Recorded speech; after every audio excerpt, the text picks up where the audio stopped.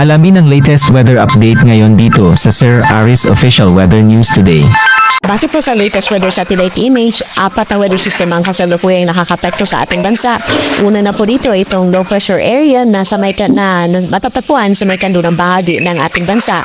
So as of 3 p.m. kanina, ang kanyang centers na matan sa layong 225 kilometers north-northeast na Pagasa Island at kasalukuyang kumikilos pa kanluran patungo dito sa may southern Vietnam.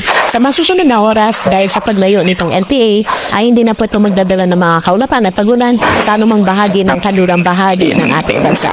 Habang may minomonitor po tayong isang tropical depression na kasalukuyan po nasa labas pa rin po ng ating Philippine Area of Responsibility.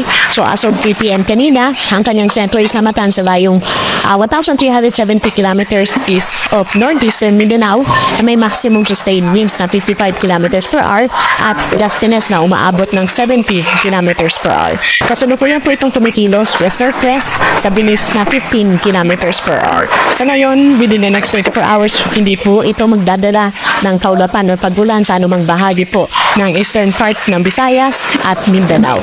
Habang itong northeast monsoon naman o yung hanging hamihan ang magdadala ng mamahinang pagulan, particularly dito sa may extreme northern Luzon, habang shear line o yung pagsasalubong ng hanging hamihan at easterlies ang magdadala ng mga kaulapan at pagulan dito sa may eastern section ng northern Luzon, habang sa Metro Manila at nalalabing bahagi po ng ating bansa ay makakaranas ng generally dewy weather na may mataas na chance ng mga isolated rain showers or thunderstorm lalo na po sa ngayong hapon at mamayang gabi.